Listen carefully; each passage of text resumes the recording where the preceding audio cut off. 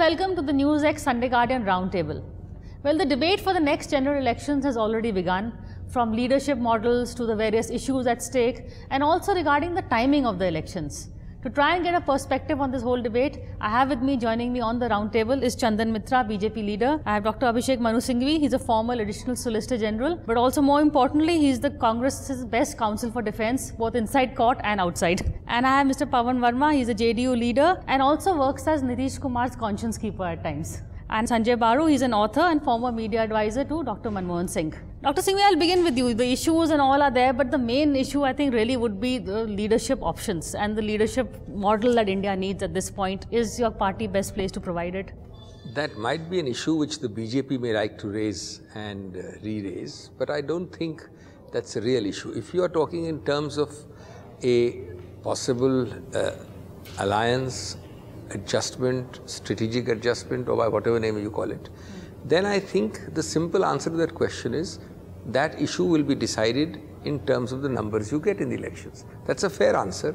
And to be able to just provoke people to say, look, I want to be the leader, you want to be the leader, I think that wish and that desire of the BJP is not going to be fulfilled. However, I accept that we have to work very hard at the nitty-gritty of an alliance, because that requires committees, subcommittees, seat-by-seat adjustment. Leadership, according to me, is a secondary issue, because a lot must necessarily depend in a democratic system on the numbers you get. A person with X numbers cannot suddenly start jumping around and saying that because I was a leader sometime, I must be leader today. And a person with large numbers cannot be ignored. So why should this be such a major issue except in the mind of the BJP? Why is it such a big issue in the mind of the BJP, Chandan? He is imagining things. What's the mind of BJP? It is in everybody's mind. How can you say it's only in BJP's mind? Country would like to know, every voter would like to know who they are voting for, who will be the leader, who will be the Prime Minister. That is an obvious and natural question. If you don't have answers to it, say you don't have answers, that just in something happens and by a fluke, if you win, you are going to choose some leader on a ini, mini, mini, mo basis. If that is the case, fine, no problem. Let's see if people believe you. You're asking a lawyer, you don't have an answer, he's now begging to answer. No, there's only one, not only one, I gave two answers. One I have given, one I didn't give.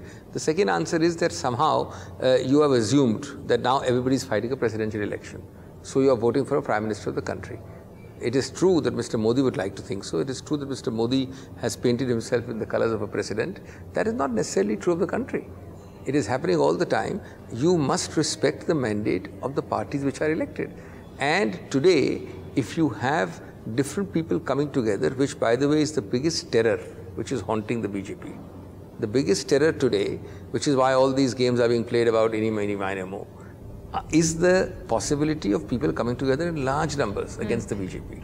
And once that happens, I think this whole system that people, assumption that people are voting for a president or a prime minister is completely fallacious. It's a large number joining the BJP, but will you get this number to join you? One quick point. You see, otherwise, this BJP Congress debate will keep us out. Yeah. No, 1 minute, just one interjection. We saw in Karnataka, Mr. Singhvi just now mentioned that if somebody doesn't have the numbers, suddenly jumps up and says, I want to be the leader.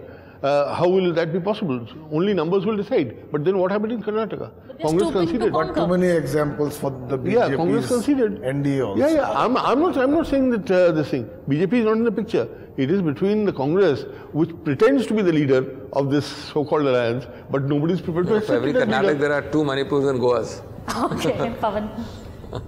No, I think that it's gratuitous advice, but Mr. Singhvi may like to bear this in mind, that if the opposition, united or potentially united, begins to first decide on who will be the leader, and then work out the agenda or the alternative agenda that they wish to offer to the people, which also carries with it some level of conviction, cohesion, and the promise of effective governance. If they focus instead on the leadership issue, the project is doomed from the beginning. I want to say also for the BJP, that it's not always been the case that the leadership has been announced or is categorically clear, even with the BJP. In all fairness, Mr. Narendra Modi came up through a process from within the party very close to the 2014 elections. We were then in the NDA and we are ourselves aware of the very top forum of the BJP parliamentary board, telling us different possibilities of who could be the candidate and who would not. So, if we make politics too individual-centric, which I'm afraid they have happened in the past, and they are happening today and can happen tomorrow, instead of focusing on real issues which affect the common man through an agenda of governance that corresponds to their felt needs. That is the demand of the day. I have a quiz for my viewers at the end of the thing. Please tell us which side is Pawan Verma on. So keep watching what he says. Sanjay, do you want to come in? No, you see, I mean, the fact is, whether we like it or not,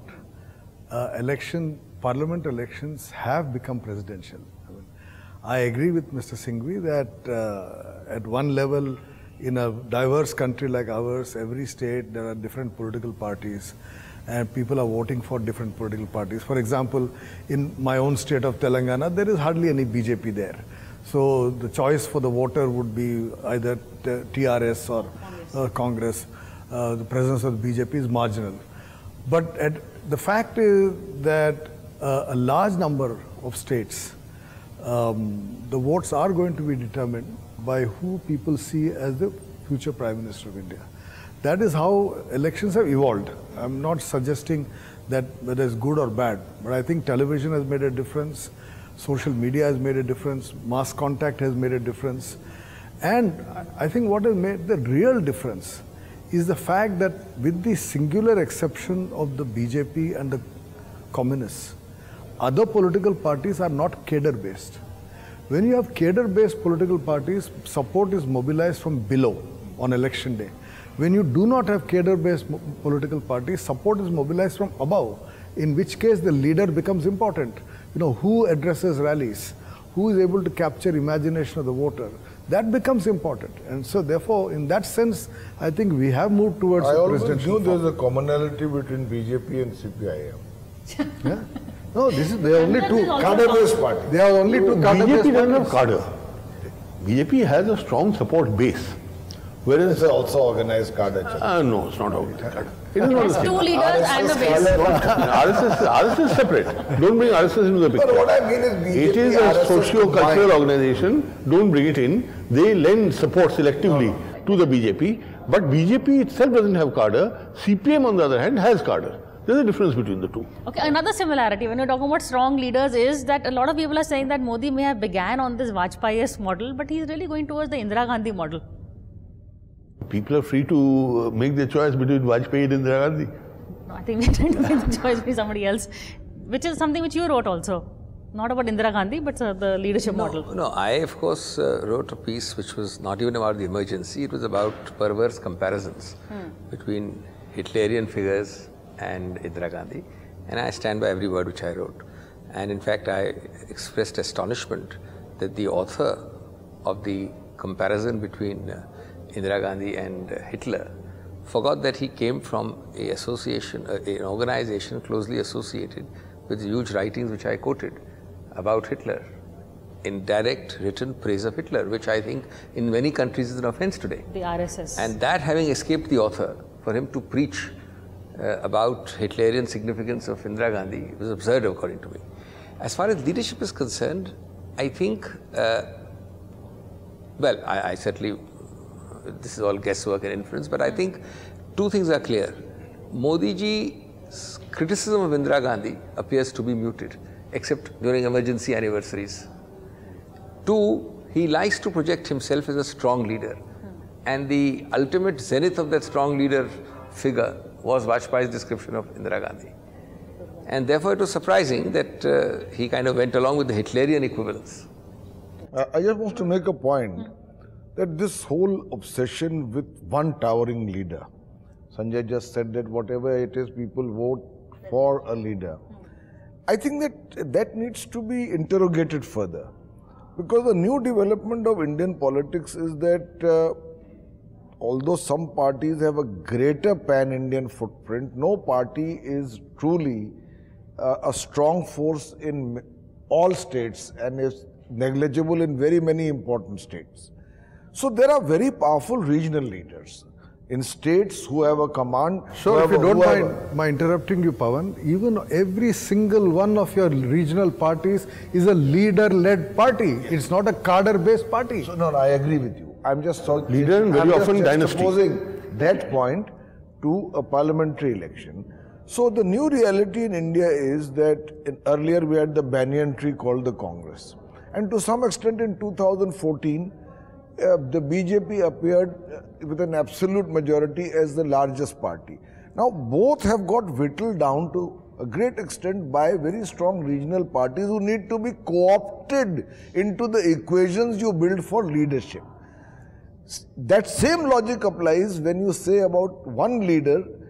You must accept the fact that coalitions are equally a reality where several leaders co-opt to choose a primus inter pares.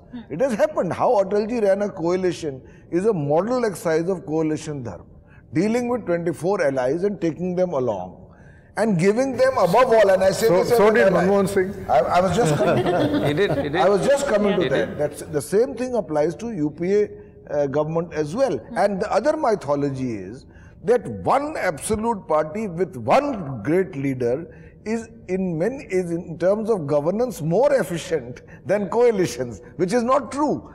Therefore, I say that today's reality, and I say this as a smaller party, but which is allied to a larger party as part of a coalition, that leaders, however powerful they may be, must give the respect to regional parties or smaller parties, because India cannot now be run in the belief that there is one center, one fulcrum, one leader with an overweening impact across. But every party aspires for that status. No, true, but it doesn't aspire without taking the ground realities. Let me endorse Pawan from a different perspective. I think that one of the watersheds of Indian politics was 91. You had coalitions, of course, in 77, and you had few others in between, but the watershed was 91, and after 91 we've had several coalitions, correct, both state and central level.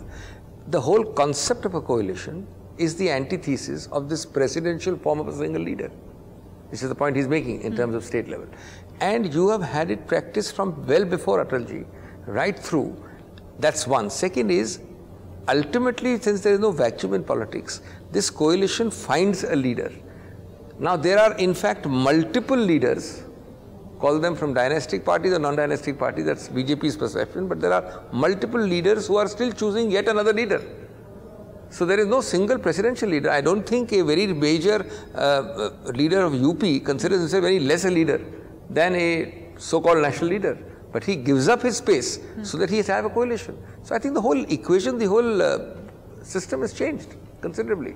No, but on the other hand, we've had the fact that Mr. Rahul Gandhi has declared that he is willing to be the Prime Minister, right? He has not said, let us wait for the results and look at the coalition, and the coalition will decide.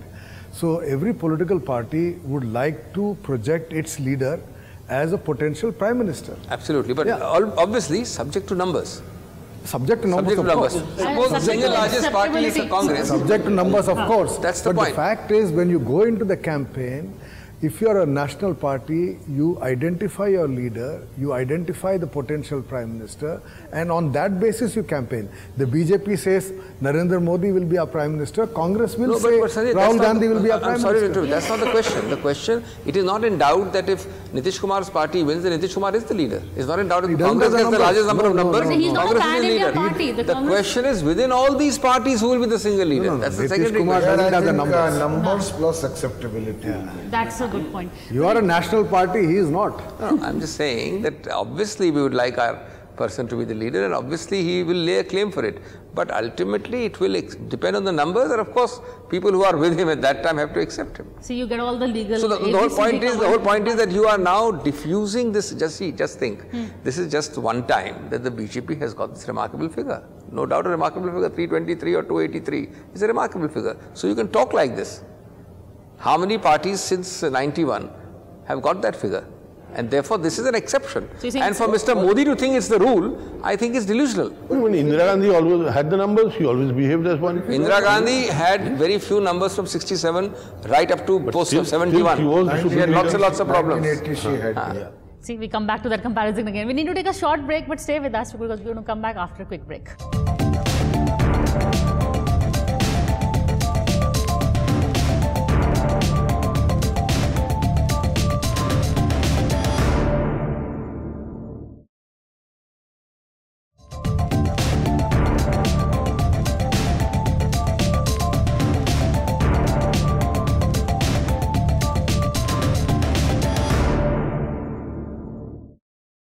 Hello and welcome back to the NewsX Sunday Guardian Roundtable. Pawan, you made a good point. You said it's not just the numbers, but even the acceptability. And I'm reminded of an incident from the Archie's comic when everybody had to vote for their, who will be the most popular girl, or everybody voted for their girlfriend number 1, and number 2. Let's not give a competition. Number 2 was Big Ethel. So in the end, Big Ethel got the maximum number of votes. So who is going to be the Big Ethel from the opposition? Yeah. In my view, who has a toothy smile? Think of that. We're all searching for the. Will she be from the south or the? No, I think that acceptability becomes a factor when numbers are not necessarily relevant. When you have in somebody a person, a statesman, a character, an individual who has the ability to carry people along. Let me say one thing to you. This is another mythology. That is BJP versus the rest. BJP is already a coalition of some 47 parties. You have to keep reminding them. And against it, there is another coalition. Which will be 82. How is it an amalgam of so many parties? Chandan, you just... Because there are regional alliances at state level. There are state and state so level, as a party, BJP is not an don't take it as a pejorative remark. I am saying the norm is that you mean NDA, not BJP. I'm saying BJP along with is running others, with a coalition which is part of NDA. Now the norm could be that if any single party does not cross the magical figure of absolute majority, you will have one coalition against another. Now what will be the key demand of that coalition?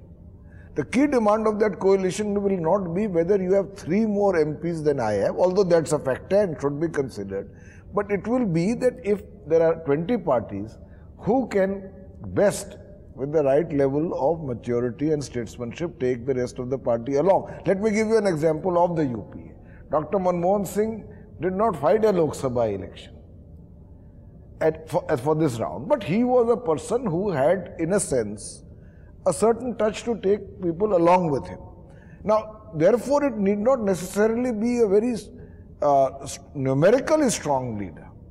These are factors that we must keep in mind. Has he just thrown Nitish Kumar's cap in the ring? No, I think one must make a distinction between the campaign and what happens after the campaign. I think a campaign requires leadership.